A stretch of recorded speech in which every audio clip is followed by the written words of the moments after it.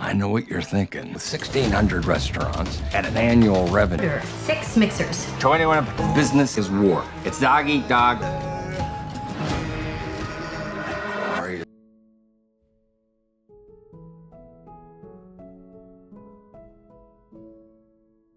This is St. Louis, Missouri, in 1954.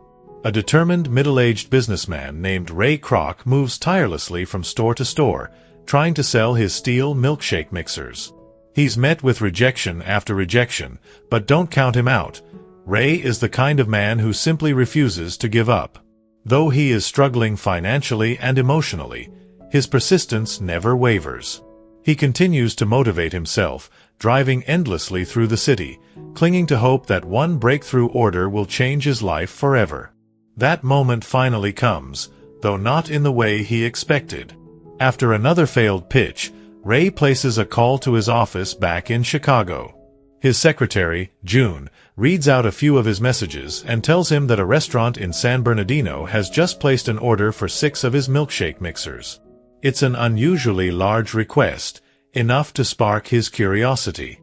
When Ray calls the restaurant, he is even more surprised to learn that the order has been increased to 8 mixers. Who could possibly need to make 40 milkshakes at once? Eager to uncover what kind of business this is, Ray pulls out a map, locates the address, and begins a long drive across the country to San Bernardino, California.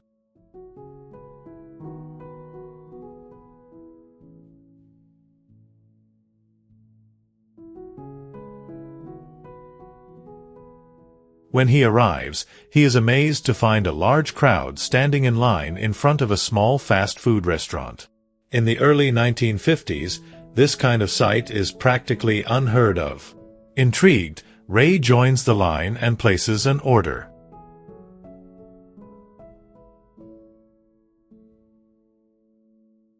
To his astonishment, he receives his hamburger in just 30 seconds, a lightning-fast service for the time.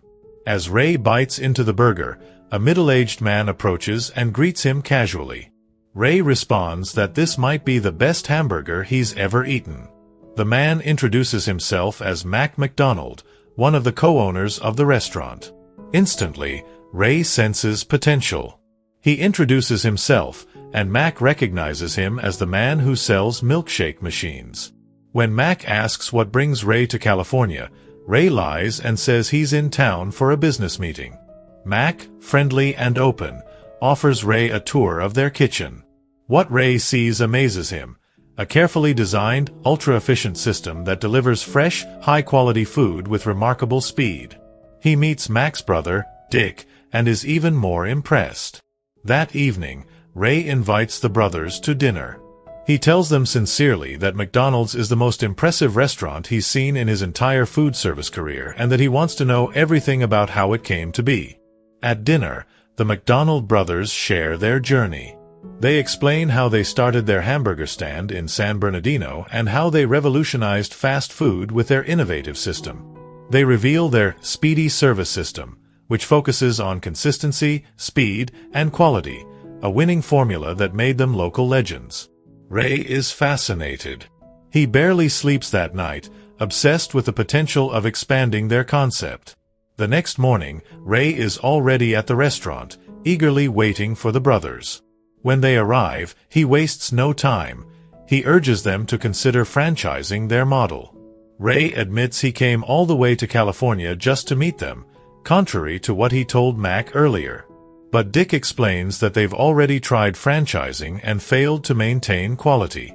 They had opened 5 locations, but managing standards from a distance proved too difficult, so they shut them down.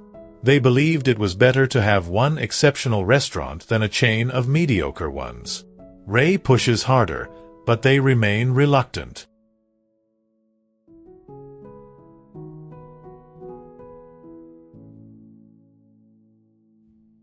Then, something catches his eye, a painting on the wall of a McDonald's restaurant with 2 striking golden arches in its design. The brothers mention it was used for their Phoenix branch. Inspired, Ray drives there to see it in person.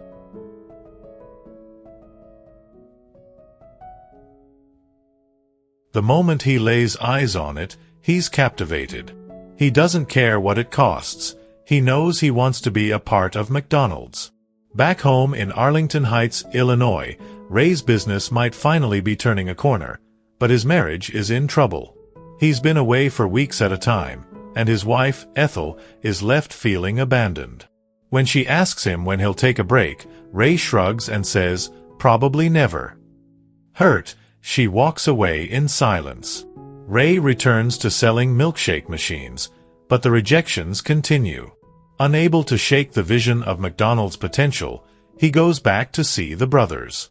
He passionately explains that the Golden Arches could become a new symbol of American culture, a place where families gather to enjoy fast food, coast to coast. Dick remains skeptical, but Max sees the vision. Eventually, they agree to sign a contract appointing Ray as the franchising agent for McDonald's in the Midwest. The agreement binds him to preserve the restaurant's standards and seek their approval for any changes.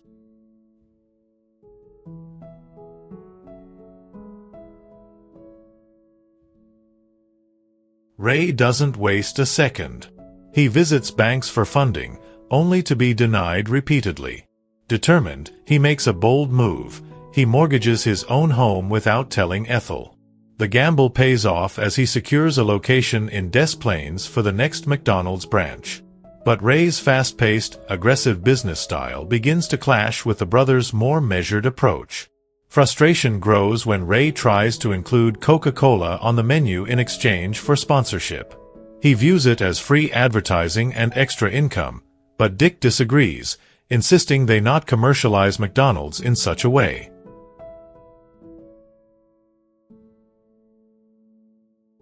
Their disagreement ends with Ray angrily hanging up the phone. Despite their tensions, the Des Plaines branch, proudly featuring the Golden Arches, opens its doors. To Mac and Dick's relief, Ray proves passionate about maintaining quality and efficiency. But at home, Ethel remains alone and isolated. Ray makes an effort to reconnect by taking her to a local country club. There, he mingles with his wealthy acquaintances and pitches his new business venture. Initially, they mock his idea, but after Ethel stands up for him, they begin to listen. Ray invites them to see it for themselves. With new financial backing, McDonald's franchises spread rapidly across the Midwest. But Dick's fears come true. Standards begin to slip. Ray notices a drop in quality at one of the new locations and decides to investigate. He confronts one of his rich friends running the franchise and is appalled to find he doesn't care about maintaining the brand's values. In response, Ray makes a bold decision. He cancels his membership at the country club, stunning his wife. The next day, Ray bumps into a man in his office who is trying to sell a Bible to his secretary, June.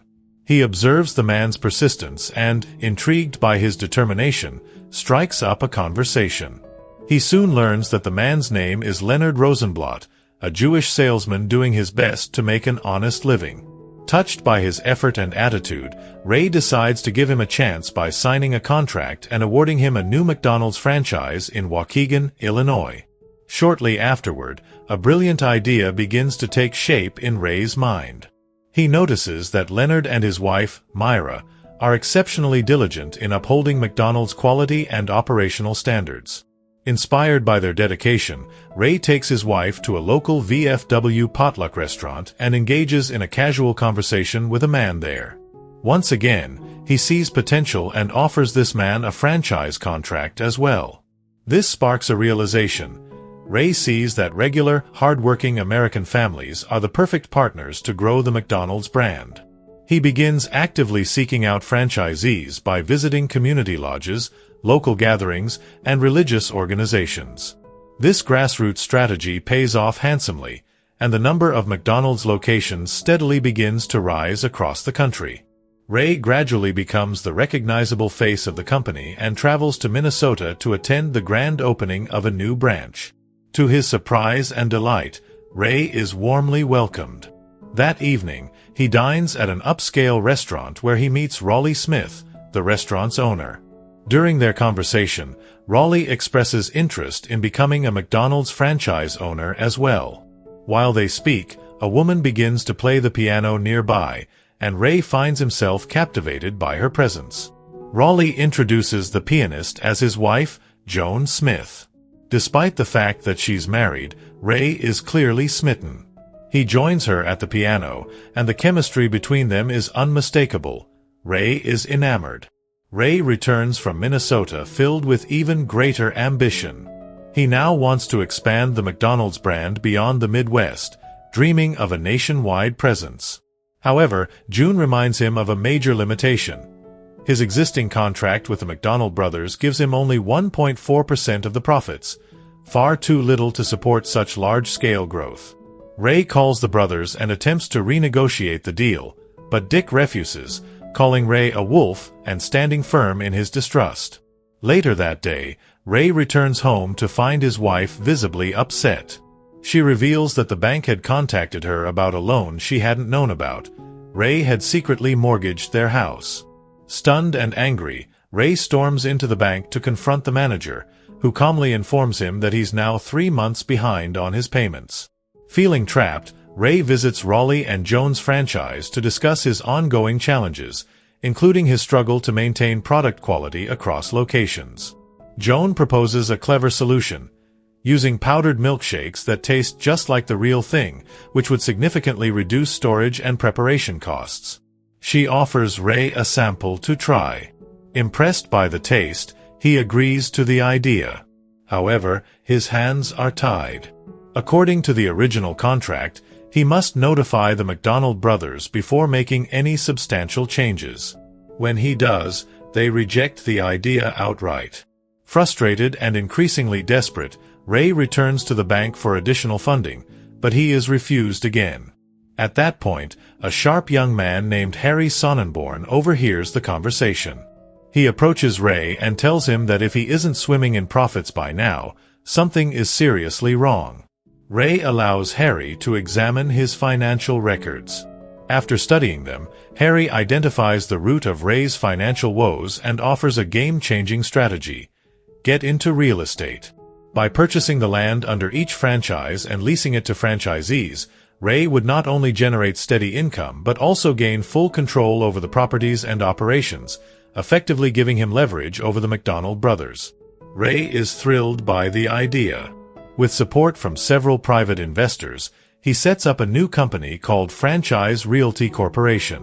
When Dick later calls to confront him, Ray calmly asserts that this new company is not under McDonald's and is therefore not subject to the original agreement. Ray proceeds to implement the powdered milkshake plan, defying the brothers' wishes once again. Outraged, Dick calls Ray to demand that he follow the contract. But Ray replies coldly, "Contracts are like hearts, they're meant to be broken." That evening, Ray makes another life-altering decision. He tells his wife he wants a divorce. He offers to give her everything: the house, the money, all the assets, except for the McDonald's business, which he refuses to part with. Determined to take full control, Ray hires a lawyer to help him renegotiate the terms of his deal with the McDonald brothers. He then sends them a letter on official letterhead reading "The McDonald Corporation," making it clear that he sees himself as the sole authority now. Mac is furious and calls Ray in disbelief. Their relationship, once professional, has become hostile and irreparable. Mac is soon hospitalized, and Ray visits him with a bouquet of flowers. Hidden inside the bouquet is a blank check, Ray's subtle offer to buy them out. The brothers, drained by the constant power struggle, finally concede. They agree to sell the company to Ray for $2.7 million. As part of the deal, they get to keep their original San Bernardino restaurant and receive 1% of future corporate earnings. Ray accepts all the terms, except the 1% royalty. His lawyer insists it be a verbal promise, to be honored with a handshake rather than a legal clause. With no better option, the brothers accept. After the deal is signed, Ray meets Dick in the restroom. Dick asks him, "Why didn't you just start your own restaurant instead of stealing ours?" Ray answers honestly. He says that if he had opened his own place, he would have failed. It wasn't just the system or the concept that attracted him, it was the name. "McDonald's," Ray says, sounded like America. In the end, the McDonald brothers are informed that, under the terms of the agreement, they can no longer use their own last name on their store. Heartbroken, they remove the iconic name from their signage. Meanwhile, Ray continues to soar, opening more franchises, marrying Joan, and eventually shaking hands with the President of the United States, and the story ends here.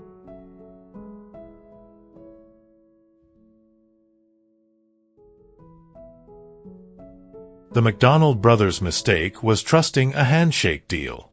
The film teaches an important lesson. Always protect your intellectual property and ensure your contracts reflect your true interests, because good intentions don't always hold up in business. If you like this video, don't forget to like, comment and subscribe, and see you in the next video.